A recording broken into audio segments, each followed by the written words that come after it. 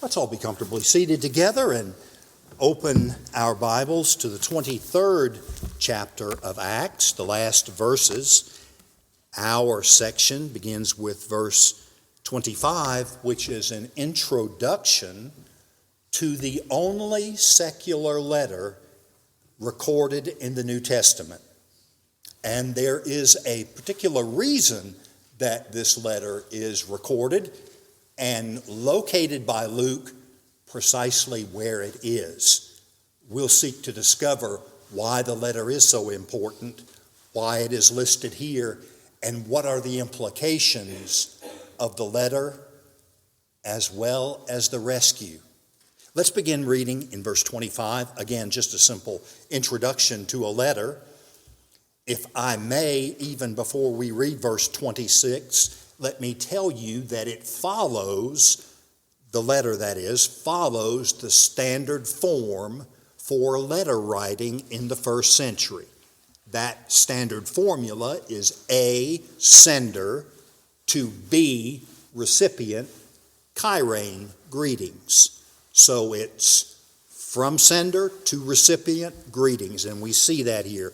Claudius Lysias, sender, to the most excellent governor Felix, recipient, chirene, or the Greek word greetings. So any reader in the ancient world would recognize, for whatever reason, Luke has included a copy of a formal letter from the tribune, Chiliarch, tribune, commander of 1,000, senior military official in Jerusalem. He has included this letter, and surely there must be a reason for it. And secondly, they would recognize immediately the form of the letter. So let's read it together, plus the afterglow, the discussion of Felix taking the letter in hand and making a preliminary statement about his intent to give Paul a trial. Verse 25, Acts 23. Chapters 24 through 28 are the final 5 chapters. We conclude chapter 23 this morning. Once again, verse 25. And he wrote a letter having this form: Claudius Lysias, to the most excellent governor Felix, greetings.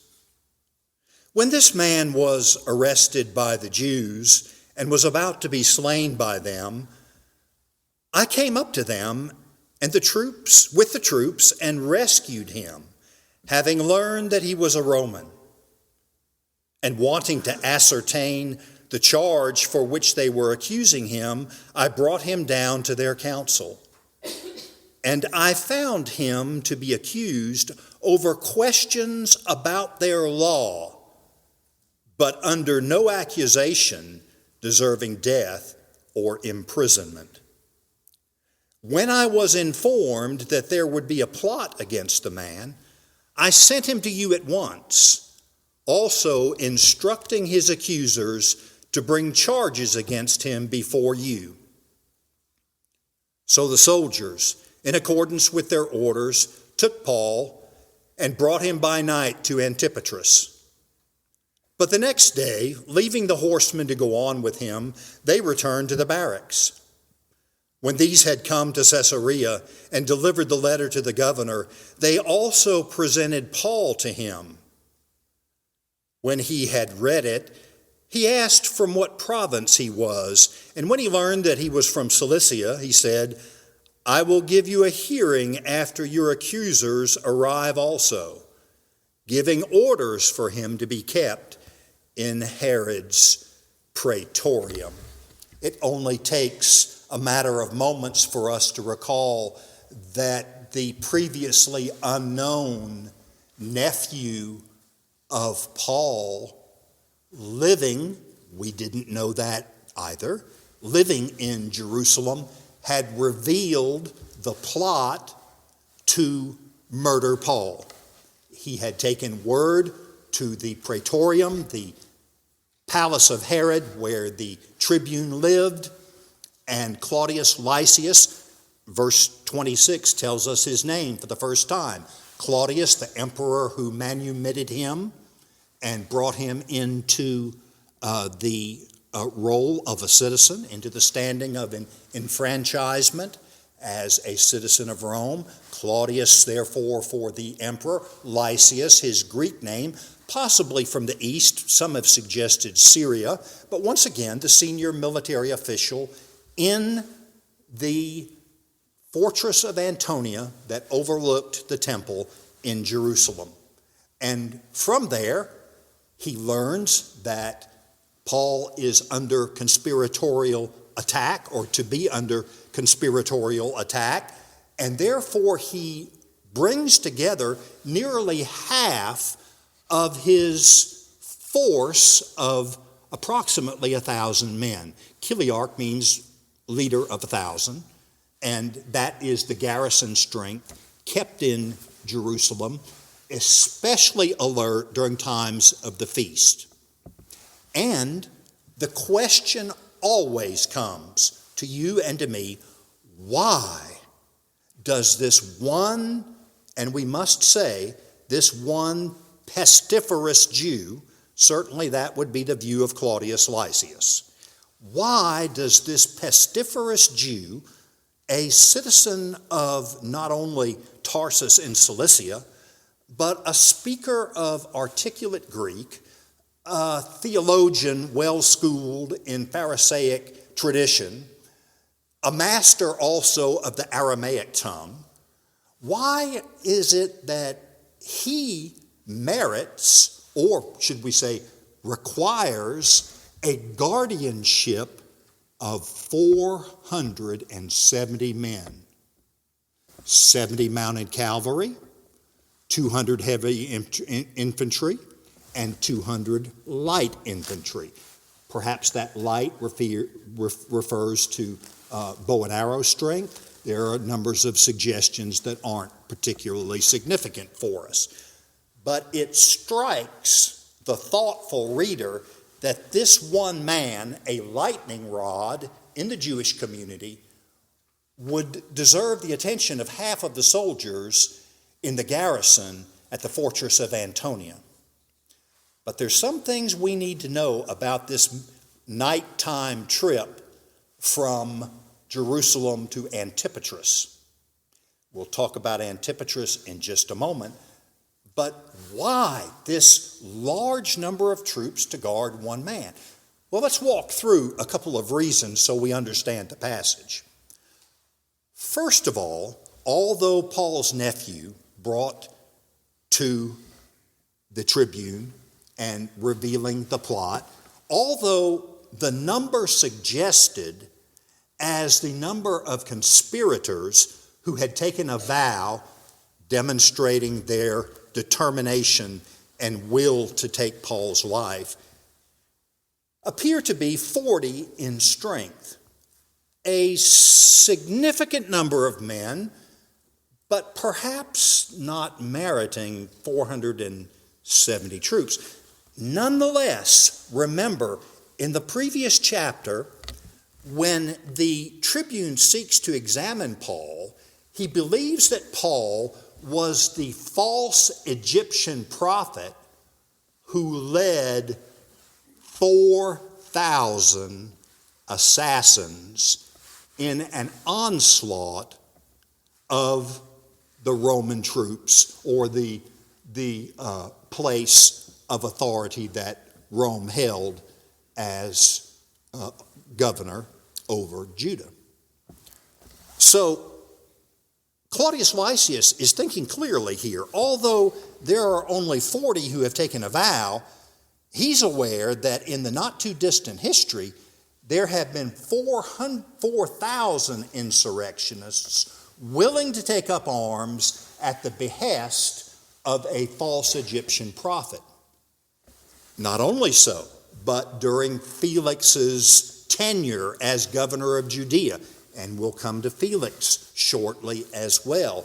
Not only so, the Sicarii, our friends with the long robes and the short daggers, have been extremely active. They have killed scores of Roman sympathizers or ones whom they thought were compromising Jewish nationalism. So there's a sense that Claudius Lysias has his thumb on the pulse, that although only 40 may have made a vow to take Paul's life, it's a desperate vow. It is a vow in which their lives may have been lost. It may be unsuccessful, but if there are 40 so determined, how many more are actually in league with this uprising and this attempt to murder Saul of Tarsus? So numbers themselves likely play a part in Claudius Lysias' thinking. Then we have the important factors of geography and demography. The trip to Caesarea begins and moves halfway, approximately 30 miles. It's about 60 miles to the coast to Caesarea. 30 of those miles traverse the Judean hills. And if we know anything about the geography, the history, and even the biblical teaching about those hills and who populated those hills, we know something about what Claudius Lysias thought. That's where the brigands and the insurrectionists lived. Not necessarily their domicile, where they lived with their wife and family, but where they hung out, the caves, the mountainous terrain. Those different places were well known for being the place in which these groups would bivouac and from which they would attack. And the trip to Caesarea must needs go through those Judean mountains. Also, Lysias has sought to steal the march on the conspirators who were to strike the next day, and he's going to leave at 9 o'clock at night. And although nighttime has the advantage of stealing the march and getting a head start on anyone seeking to ambush them, nevertheless, travel at night could also be hazardous, as the Midianites found out with Gideon breaking the vases and blowing the trumpets. At times, few men can do great damage at night. So although the nighttime travel seems to obscure the movement of the Roman troops, to hide the movement of the Roman troops, and also to afford them stealing the march, that is, getting a head start on any conspirators who were to slay Paul on the next day. Nevertheless, the location, the place through which the troops must travel is hazardous and dangerous. Two places in the Scriptures are hazardous and dangerous: the hills around Jerusalem and the wilderness. Jesus was in the wilderness with the wild animals, and the angels ministered to him. So wilderness, where the assassins had originally gathered with the Egyptian false prophet, and the populated areas of the Judean hills, the two riskiest places in the geography of the first century Judean landscape. And Claudius Lysias is well aware of this. But when I speak of demographics, I refer to the fact that these hills of Judea are populated almost entirely by Jews, not Gentiles. But when one comes to the edge of the foothills, where Antipatris is located, the population becomes heavily Gentile. And so your Jewish nationalists are not located so much in the alluvial plain that flattens out into terrain that leads to maritime Caesarea. It's heavily Gentile in population. So the idea of an uprising from Antipatris to Caesarea is far less. So if we can put those things together, there's a method in Claudius Lysias's madness. He knows that the first leg of that trip through the Judean hills may in fact call upon him an ambush of numerous nationalists, and the statistics may be far more than 40. They could run into the hundreds and more. So that's why when you read this, we tend to think, boy, this is what we call overkill. But in fact, he is guarding a Roman citizen who has become a lightning rod, a significant figure in the turmoil that erupted at the feast in Jerusalem. And Claudius Lysias is wisely taking no chances with this celebrated prisoner. And he is recognizing the geography, the demographics, the timing, the statistics, and he has put together a force that can resist and safely deliver the prisoner that has been entrusted to him as a Roman citizen. All right, now the letter. This letter is significant for the following reason. In almost all certainty, this letter is the first document to be placed in Paul's legal file or affidavit. It is probable that this letter was read by Nero himself when 4 years from now Paul appears before the Caesar, who was Nero at that time. He took over from Claudius in 58. We know for a fact that Paul was there in Rome that year. Nero is the Caesar, and when the Bible tells us he must stand before Caesar, the affidavit, some people call it a dossier, a list of documents that are official and that pertain to a legal case. This letter is undoubtedly the first credentialed, authorized Roman letter that speaks of Paul and the charges against him, or seeking to ascertain charges against him.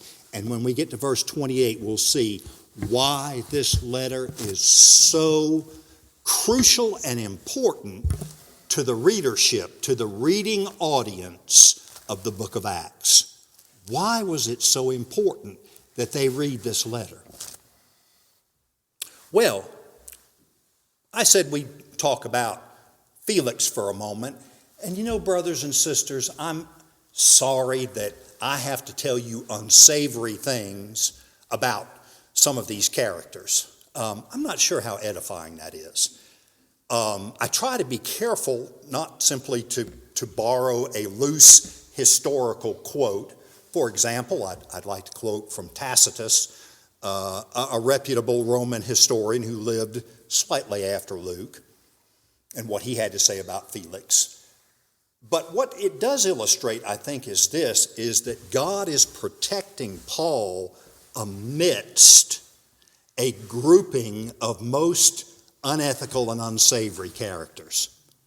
And so I think we can infer from that we should not fear the people who surround us who don't hold to Christian ethics or the Ten Commandments or the gospel of Christ, that even in the midst of being held in prison by unsavory characters and self-seeking people, God still protects his own and cares for them.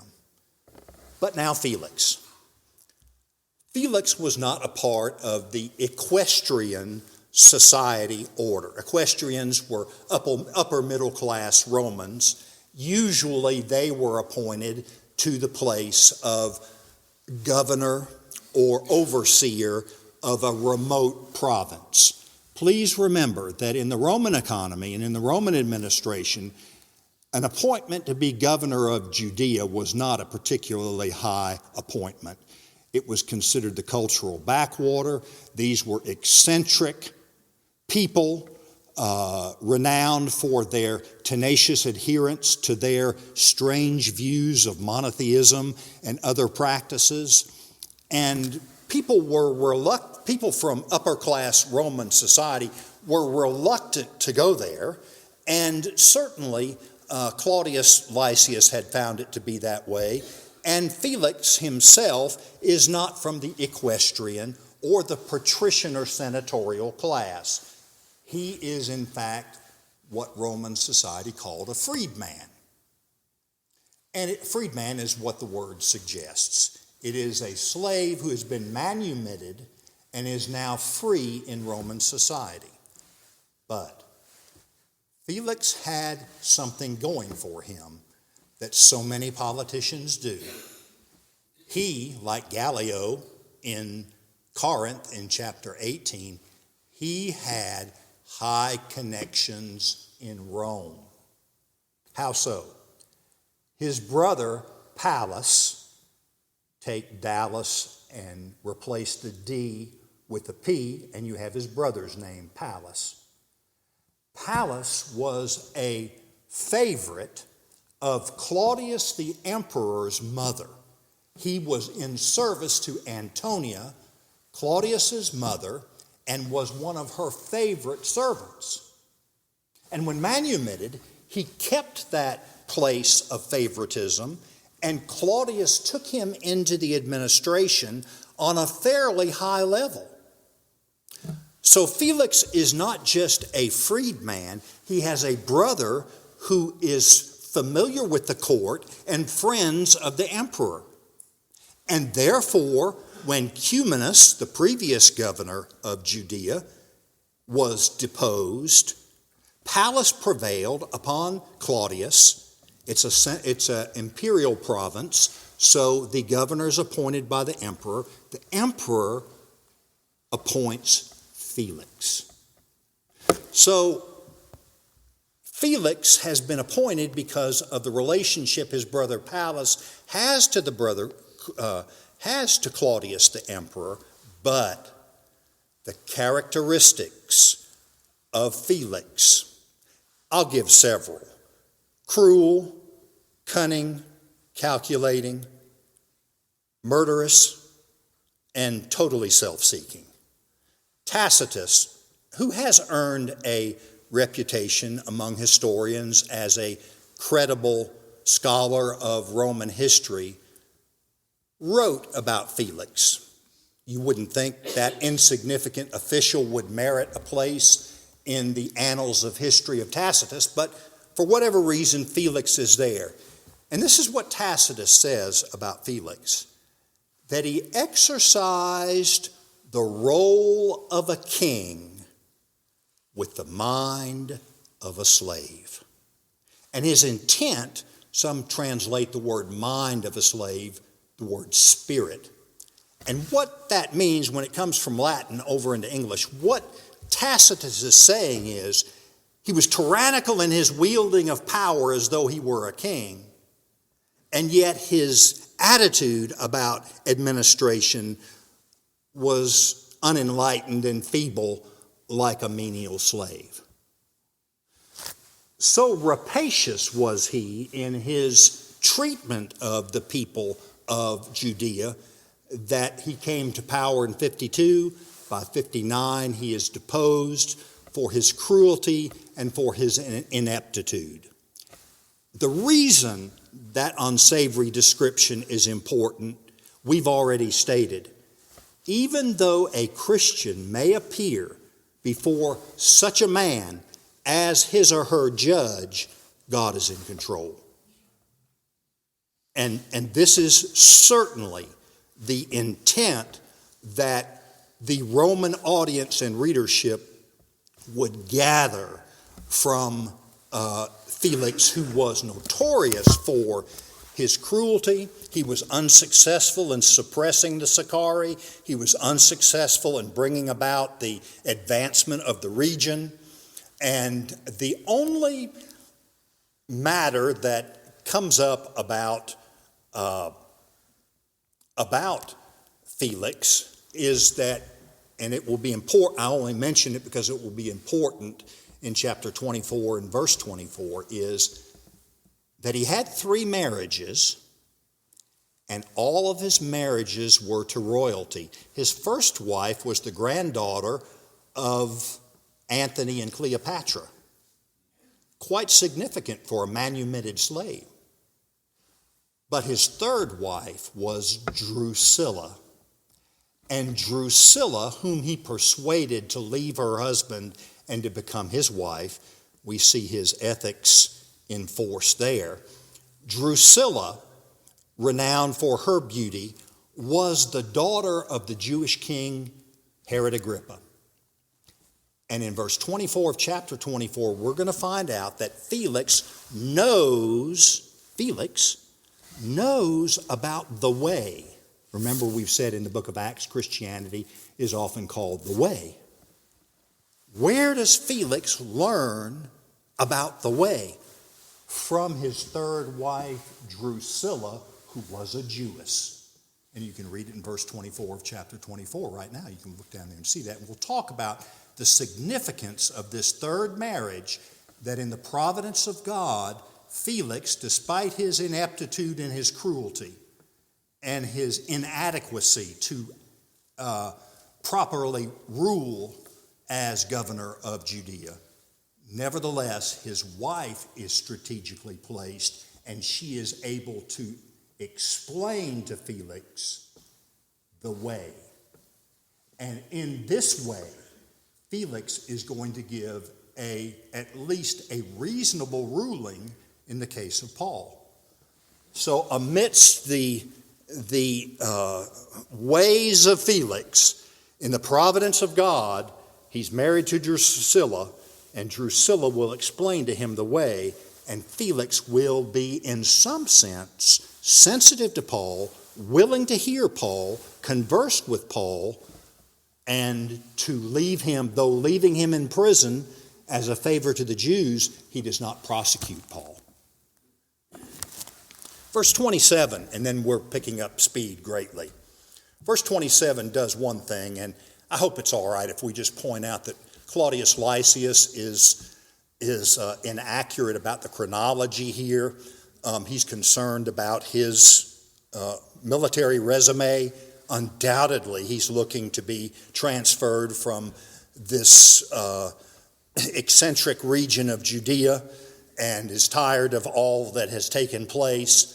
So what he says in verse 27 is chronologically inaccurate. He basically says he rescued Paul, who was going to be slain by the Jews. He rescued Paul because he had learned he was a Roman citizen. So he phrases it as though this man's a Roman citizen, so I rescued him. When the chronology actually is he rescued Paul, strung him up to scourge him, and only then through the centurion did he learn that Paul was a Roman centurion. But he's taking credit before his overlord Felix for having rescued a Roman citizen. So you see that Roman citizenship coming to the fore in Claudius Lysias's explanation of what took place. I rescued a Roman citizen who was about to be slain by the Jews. Verse 28 takes us back to the trial before the Sanhedrin, and we remember that Paul switched strategies from appealing to ancestral traditions and his commonality, that he is homogeneous with these people and believes the same things that they do, that he is in fact a loyal Pharisaic Jew. He switches that argument over to the resurrection. Remember, we studied that. And so Claudius Lysias references the fact, as he should to his overlord, that he tried to ascertain a specific charge to send to Felix. That it seemed in order for him to send not only the prisoner, who was a Roman citizen, to him, but to send the charge. And then we have the reason for the letter in verse 29, or the reason that Luke includes the letter and why it was of such significance in the first century and following.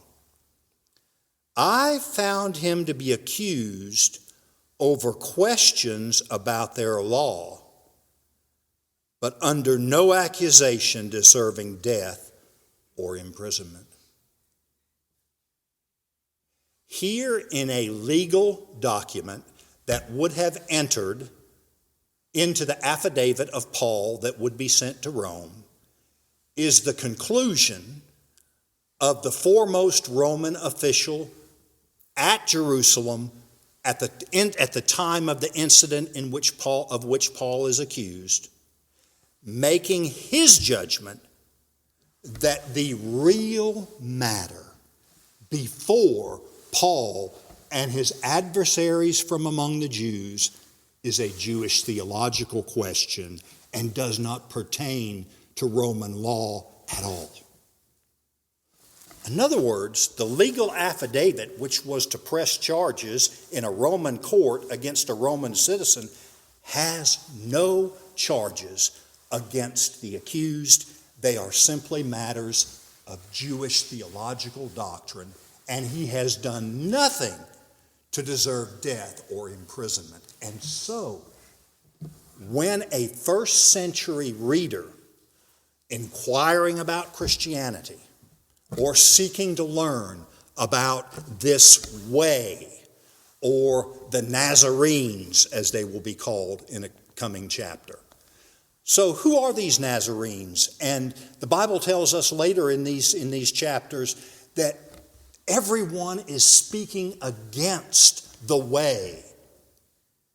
The foremost leader and teacher of the way is completely innocent of any legal charges by the Roman Empire. He is a clean citizen, free before the law, unacquitted, and uncharged with any crime against Roman law. It is simply a matter of Jewish intramural theological debate. Now, that's what Claudius Lysias writes in this document that's going to go into the dossier of Paul. But he's only one of four. Think aloud of the four that say the same thing and see this motif of Luke for the writer in the first century. Gallio, chapter 18. What had he said? He said, if this is a matter of wrongdoing or evil against the law, I would take jurisdiction. But this is a matter, a point of your law. You take him and handle him. This shouldn't even be before a Roman court. That's what Gallio had said. The second is Claudius Lysias, and he says the same thing. I found him to be guilty of nothing worthy of imprisonment or death. It's a theological dispute with his accusers among the Jews. Then Felix, the Roman governor, and Festus, the governor who takes over when Felix is rightfully deposed. Festus is the next. And King Agrippa, we'll see later in chapter, turns to Festus and he says, this man's done nothing wrong. If he had not appealed to Caesar, he could be set free. So what you have is the skillful, intentional motif of the author Luke giving four consecutive Roman officials, the proconsul of Achaia, Gallio, the senior military official in Jerusalem, Claudius Lysias, the current and reigning governor of Judah at the time of his arrest, Felix, and nextly, 2 years later, the succeeding Roman governor, Festus. All four in writing say the man is innocent of any charges that Roman law would assess against him or prosecute him, or for which they would prosecute him. Rather, follow it, it's a matter of theological doctrine. But what is the theological doctrine? Resurrection, and specifically, the resurrection of Jesus. So that when we come to it, one Roman official will say to the other, it's an argument about about someone, a man, Jesus, who was dead, and Paul says he's alive. And the Romans are confused. They don't understand what Paul's trying to say.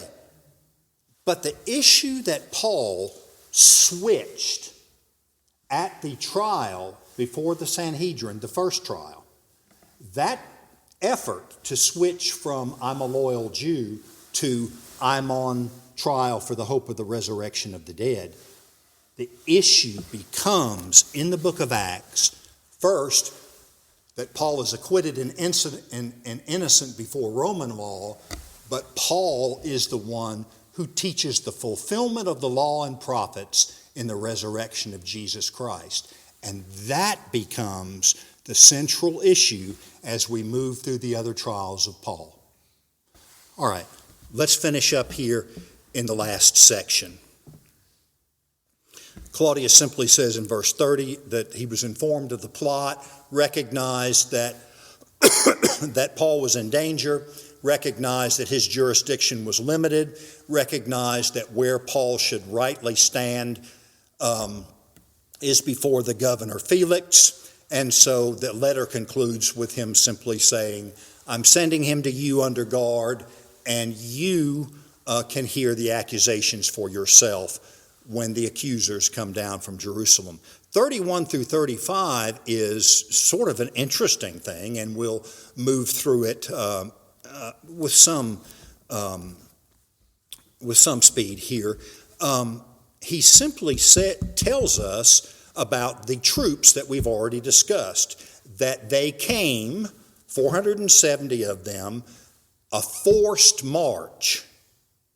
A forced march is, in statistics, we could say this: the average number of miles that infantry, whether in the war between the states or first century Roman history, the average that is expected of a corps of troops is about 20 miles a day.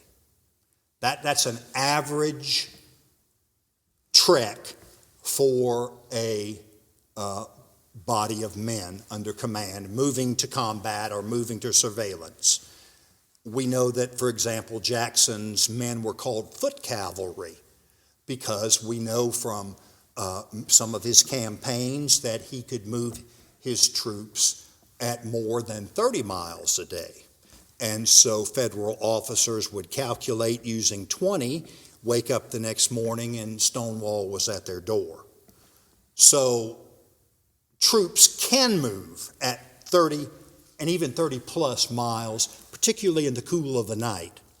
So those commentators who say this is fictitious statement of Luke are out of order and not accurate with what we know from Jackson to Bonaparte.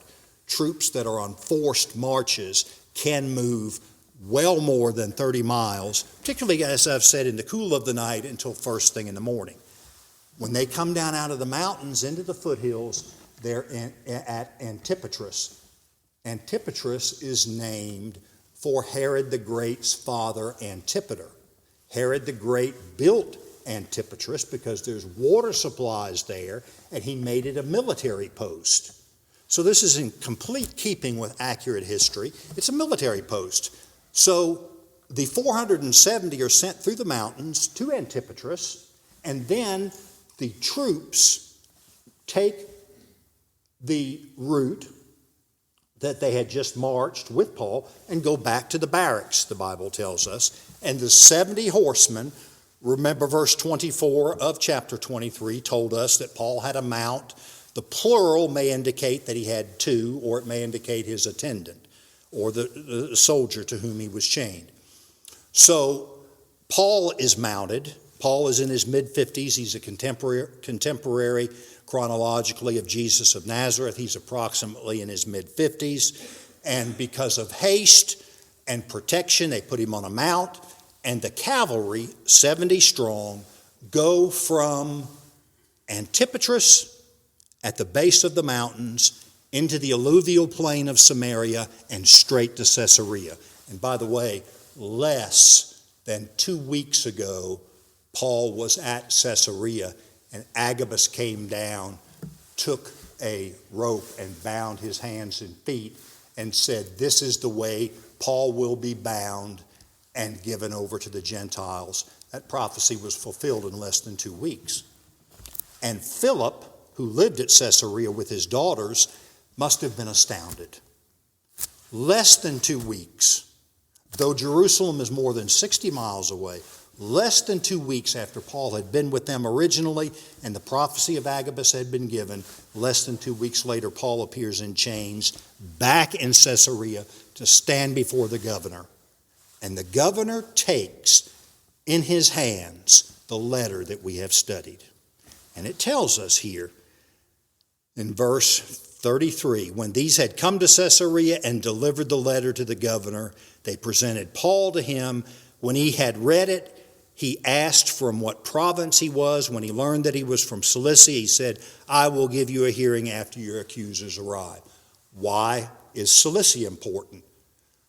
Well, Cilicia and Judea are both imperial provinces under the legate in Antioch of Syria.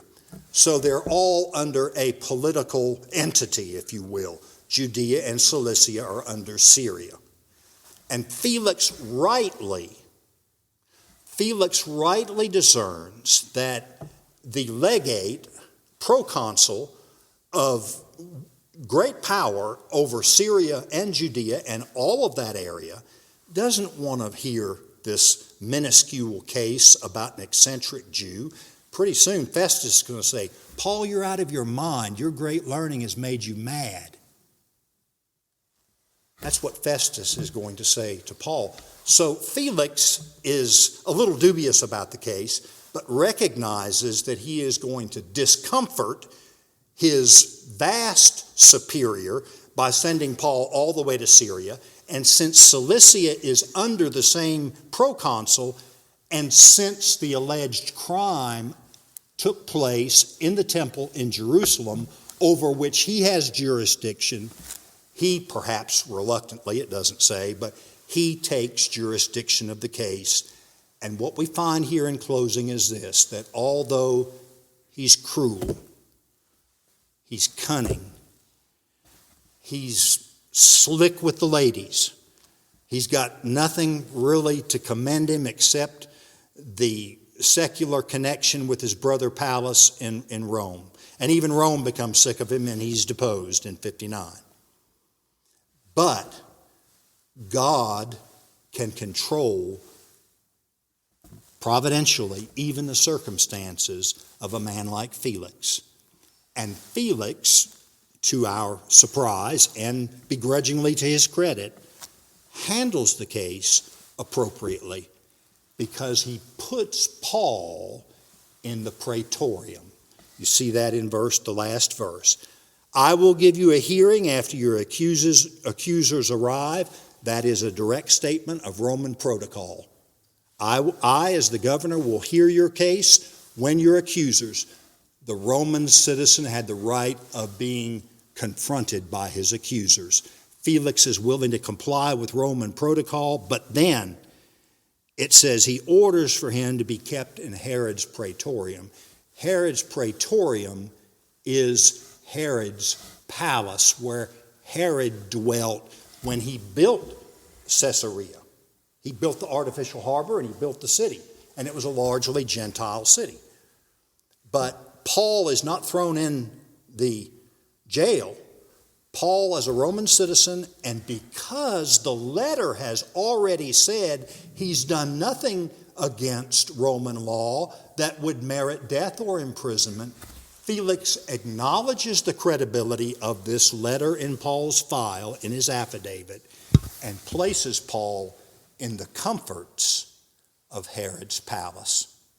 And it is there that we will pick up our story next week, where Felix will entertain a slick Roman lawyer, a Jewish lawyer named Tertullus, and Paul will make his case that it is not at all about Roman law. It is about the resurrection of Jesus from the dead. Let's pray. Father, we thank you that Paul was a faithful witness to the resurrection, thank you that you ordered the lengthy process of his prosecutorial efforts by Rome. And we thank you, Lord, that even the miscreant Felix was under your control, and that you were able to keep Paul and to preserve him so that in very fact what the angel told him in a vision would come true. He would stand before the emperor in Rome.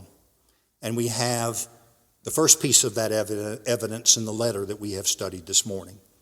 Thank you that the ancient world would have read too that Paul was innocent of civil crime, but he was on trial for the hope promised to the Jewish people in the law and the prophets, that the Messiah would be raised from the dead. It is that promise that we believe this morning and give you great thanks in the name of Jesus. Amen.